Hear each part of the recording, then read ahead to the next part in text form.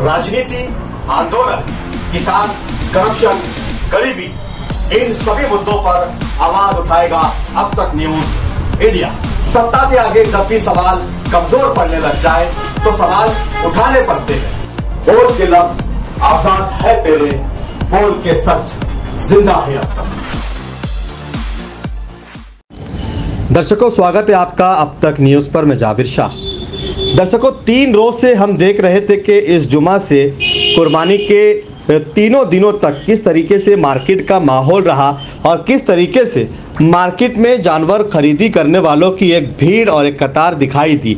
तो वहीं इस साल मार्केट में रंगीन जानवर भी काफ़ी बड़ी क्वांटिटी में दिखाई दिए। वैसे तो गौवंश को ज़ुबा करना और काटना कानूनी पाबंदियां है, इसके ऊपर 2015 में शासन ने, गवर्नमेंट ने कानून बनाकर इसके ऊपर बंदी लगा दी थी। लेकिन कहीं ना कहीं चोरी छुपे इस तरीके के कामकाज होते हैं। इस प्रकार की बातें भी, अफवाह भी और इल्ज़ाम भी लगता रहता है। सच्चाई कितनी है ये सब लोग जानते हैं। आइए बात करते हैं इन 3 दिनों में मालेगांव मार्केट में क्या हुआ, कॉटन मार्केट में किस तरीके का माहौल बना रहा। विजुअल में हम आपको दिखा रहे हैं कि कम से कम 3 से 350 यहाँ पर जानवर, गऊ और गाय के वंश, बैल यहाँ पर दिखाई दे रहे होंगे। लेकिन इसको लेकर जिस तरीके की कार्रवाई चली कि 3 दिनों तक मालेगांव कॉटन मार्केट में एडिशनल एसपी, डीवाईएसपी, वो दूसरे डीवाईएसपी गुंजार साहब, डीवाईएसपी तेगबीर सिंह और एडिशनल एसपी अनिकेत भारती खुद यहाँ पर मौजूद रहे। तीनों दिनों तक मालेगांव कॉटन मार्केट का माहौल गर्म रहा। पुलिस की सख्त और कड़ी नज़र इस पर बनी रही। तब कहीं जाकर पुलिस ने सख्त और बड़ी कार्रवाई करते हुए कितने जानवर गौशाला में भेजे और कितने जानवर व्यापारियों के ताबे में दिए, इसकी मुकम्मल जानकारी हम आपको देते हैं। तो वहीं उसी के साथ साथ हमने बात की है मच्छिंदर सिरके से, वो भी आपको सुनाते हैं। फिर मालेगांव कॉटन मार्केट में व्यापारी से मुलाकात कर व्यापारियों का क्या ओपिनियन रहा वो भी आपको दिखाते हैं। और गौशाला का एक वाकया जो धुलिया के सिंदखेड़ा में पेश आया उसकी तफसील भी हम आपको दिखाते हैं। ये स्पेशल रिपोर्ट हमने 3 दिन के इंतज़ार के बाद बनाई है। ये रिपोर्ट देखिए और आप फैसला कीजिए कि मालेगांव शहर पुलिस ने क्या सही किया, क्या गलत किया, क्या होना चाहिए था, क्या नहीं होना चाहिए था। पॉलिटिशियंस, लीडर इसके ऊपर खामोश क्यों रहे, क्या उन्हें बोलना चाहिए था या नहीं बोलना चाहिए था। ये सारे सवाल हम आपके लिए छोड़ रहे हैं।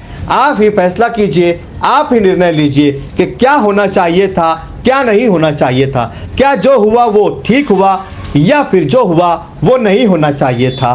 क्या मालेगांव शहर में इस तरीके का माहौल जो पैदा हुआ, इसको लेकर आपका अपना क्या ओपिनियन है, इसके ऊपर भी आप चर्चा कीजिए, कमेंट बॉक्स में हमें बताइए।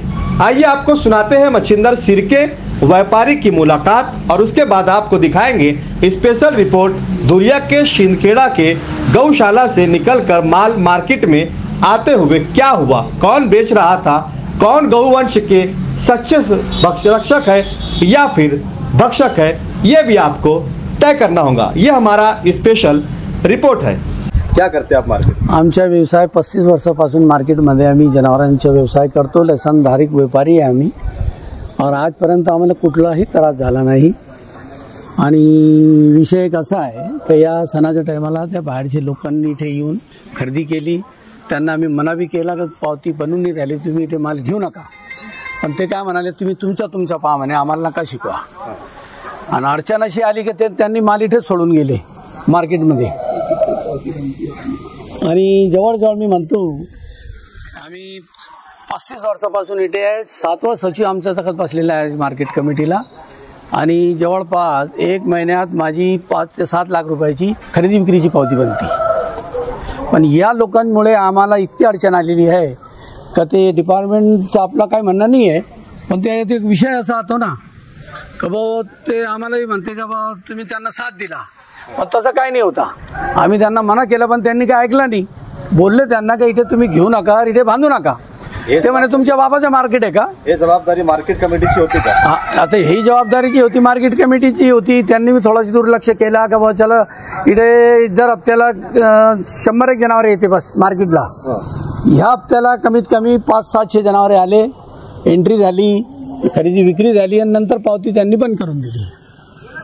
आज 35 वर्षापासून तुम्ही इथे व्यवसाय करता. इथे व्यवसाय करतो. तुम्हाला एकही FIR एक गुन्हा दाखल नाही, आमच्यावर एकही गुन्हा नाही, काही FIR नाही, का आमच्या काही खोटा काम नाही.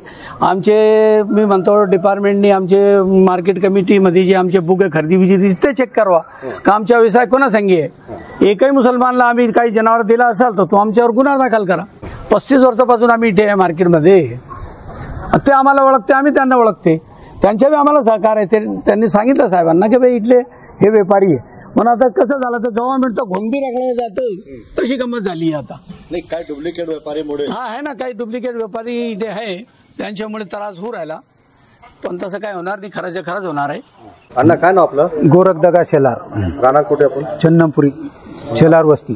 आता मार्केटमध्ये गंभीर परिस्थिती आहे, तुम्ही कसं पाहिलं होतं?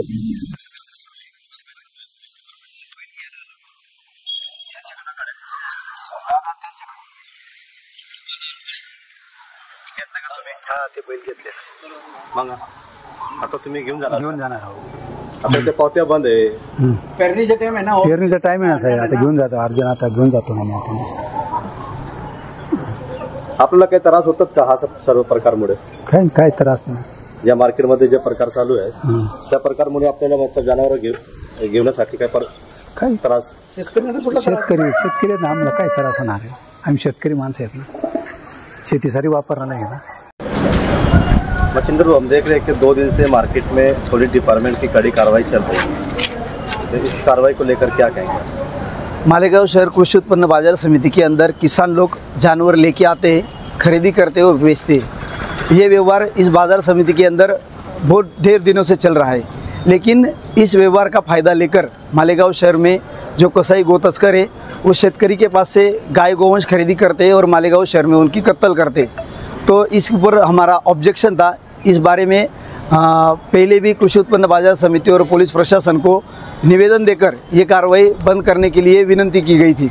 लेकिन बकरीद के पार्श्वभूमि के अंदर यहाँ पर आप देख सकते हैं 300 से अधिक गोवंश यहाँ पर लाकर खड़ा कर दिया गया है. और इस गोवंश के अंदर अगर पुलिस प्रशासन हस्तक्षेप न करती कार्रवाई की तो ये सब का सब गोवंश आज के तारीख में कत्ल हुआ जाता. और हमारा पुलिस प्रशासन से यही कहना है कि ऐसा अगर कृषि उत्पन्न बाजार समिति के अंदर गाय गोवंश कत्ल के लिए कोई लेकर जाता है तो ये महाराष्ट्र प्राणी संरक्षण कायदा का उल्लंघन होता है. इसके ऊपर कार्रवाई होनी चाहिए. कल यहाँ पर कृषि उत्पन्न बाजार समिति, पुलिस प्रशासन, गोरक्षक और व्यापारी लोगों की मीटिंग हुई और मीटिंग के अंदर सब निर्णय होने के बाद में यहाँ से 88 गोवंश पुलिस प्रशासन ने जमा करके गौशाला पांजरापुल में दाखिल कर दिए है. और बाकी के जो गोवंश यहाँ पर अभी आपको दिख रहे हैं इसके ऊपर भी वेरिफिकेशन किया जाएगा और इसके अंदर ऐसा कोई पुलिस प्रशासन को लगेगा तो वो भी गोवंश गौशाला पांजरापुल में भेजा जाएगा. मार्केट कमेटी के ऊपर कोई आरोप आपका? मार्केट कमेटी के ऊपर हमारा यही आरोप है कि मार्केट कमेटी का बाजार जो है वो शुक्रवार के दिन है. शुक्रवार के बाद में भी यहाँ पर अगर कोई जानवर बांधता है और वो मालेगांव शहर में कत्ल के लिए लेकर जाता है तो उसके ऊपर ध्यान देने की जवाबदारी मार्केट समिति की है. अगर मार्केट समिति उसके ऊपर ध्यान देगी नहीं और यहाँ लोगों को बाजार समिति के अलावा इतर दिन में जानवर बांधने के लिए मनाही करेंगी नहीं तो इसके ऊपर हमें आंदोलन करना पड़ेगा. एक संदेश अपनी ओर से आप क्या देना चाहेंगे कि जो लोग, सबको पता है कि बकरीद के टाइम में जानवरों का रेट अच्छा मिलता है, भाव अच्छा मिलता है, इसके लिए हमारे शेतकरी भाई भी मार्केट में बकरीद के टाइम में मतलब लाके गाय बैल मतलब बेचते हैं.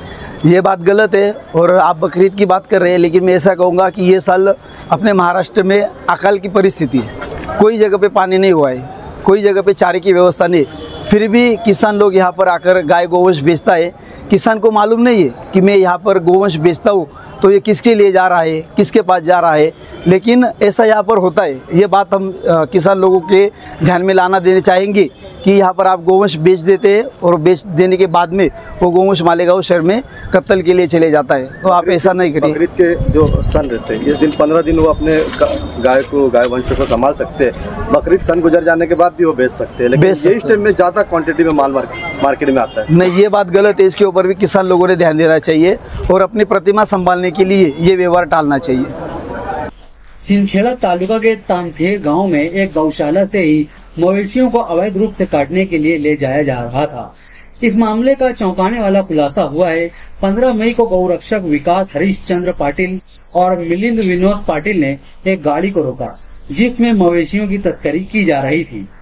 जांच करने पर पता चला कि गाड़ी में तामखेर के जितेंद्र राजपूत की गौशाला से ही मवेशियों को धुले बाजार में बेचने के लिए ले जाया जा रहा था। गाड़ी चालक छिंदखेड़ा के डोंगर गांव का रहने वाला समाधान संजय पाटिल ने पुलिस की पूछताछ में ये स्वीकार कर लिया कि वो गौशाला मालिक के कहने पर ही मवेशियों को बेचने के लिए ले जा रहे थे। पुलिस ने गाड़ी और मवेशियों को जब्त कर लिया है, जिनकी कुल कीमत 1,21,000 बताई जा रही है। इस घटना ने क्षेत्र में गौशालों और मवेशियों की अवैध बिक्री पर चिंता जताई है। पुलिस ने पशु क्रूरता निवारण अधिनियम के तहत समाधान पाटिल और जितेंद्र राजपूत के खिलाफ मामला दर्ज कर लिया है। अब इसको लेकर आगे क्या होता है ये जानने के लिए देखते रहिए अब तक न्यूज इंडिया।